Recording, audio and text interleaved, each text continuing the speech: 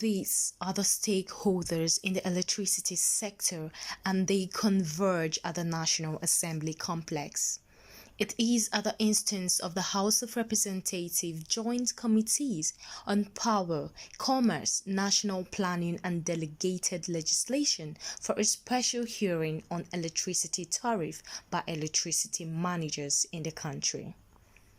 The Minister of Power, Adebayo Adelabu, the Vice Chairman, Nigeria Electricity Regulatory Commission, Sanusi Garuba, and the Manufacturer Association of Nigeria disagrees over the benefits in electricity tariff increase.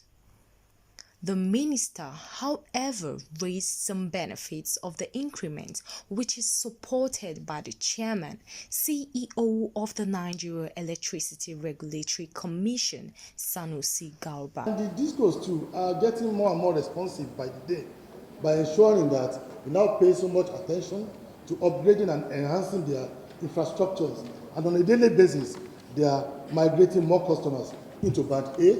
And we have received positive feedbacks from consumers that they now have more stable electricity, even though it is more expensive. But looking at the weighted average cost, they are better off. And these are what some of us can actually testify to in our personal businesses. So what I want to do is just to show you some information that will also guide this earning. If you look at the first slide there, we could see that without the increase in tariff, the expected subsidy from federal government is close to 3 trillion. But with the increase in tariff of Band A consumers, the subsidy has come to about 1.1 trillion. And we could see what it was in 2023. The point we are trying to make here is there are a number of other critical sectors that are begging for funding. I would like to repeat again the estimated subsidy for 2024, as mentioned by the Honorable Minister. We're heading to 2.8 trillion for this year. GENCO invoices was only being paid 8%. Gas costs were shutting down, and we're beginning to witness decline in generation.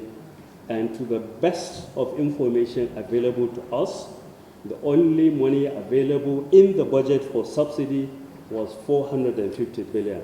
And that money is even yet to be released. There has been no prospects for growth in generation or even improvement, because you can't compel a disco that is buying energy at probably 140, 150 to continue selling at 70, 80, and then you expect capital investment to happen in those. The Speaker, who was represented by the Deputy Speaker, Right Honorable Benjamin Kalu, and the lead chairman of the Joint Committees, Honorable Victor Nwokolo, explains the importance of the hearing and the reasons for the intervention.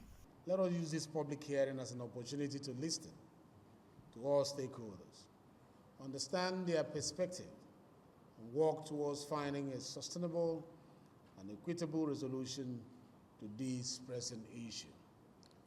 You must feel free to engage. You must feel free to deliberate. It is not when we invite you to come.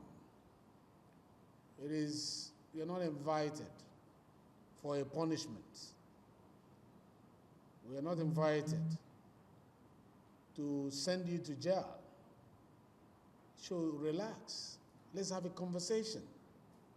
The product of this conversation is to help us make better laws and better policies for the country.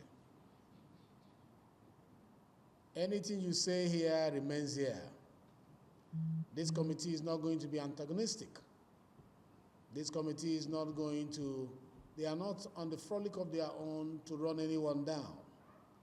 They are here to carry out their job as allowed by Section 88 and 89 of the Constitution of the Federal Republic of Nigeria. Your opinion matters. And that is why you're occupying the various positions you're occupying as a stakeholder. Many of the complaints relate to that of lack of consultation by the regulator as required by law before approving the increase. Also, many also said about the discrimination of categorizing houses into different bands. Let it be put on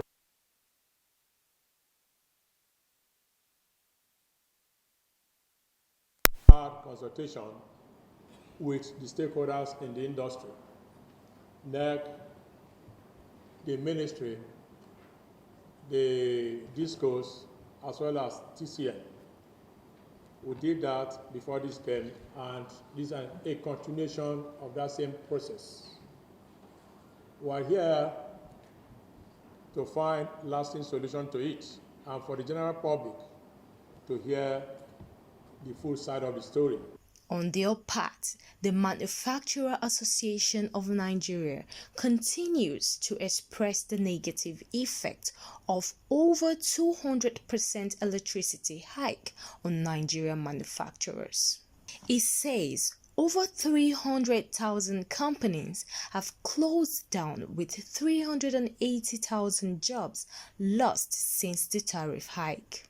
Right now, over 300 industries has closed down in the last 2 months, which means over 380,000 people lost their jobs.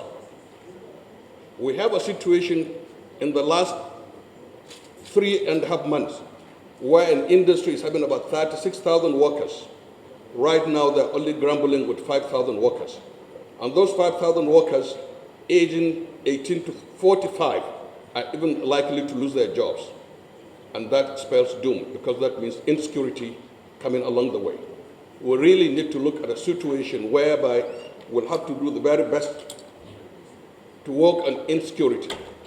And manufacturing sector is one key area, because when you talk about the agriculture, we don't have mechanized agriculture. We don't have the best we can do except persistent agriculture, which our youth are not ready to go for.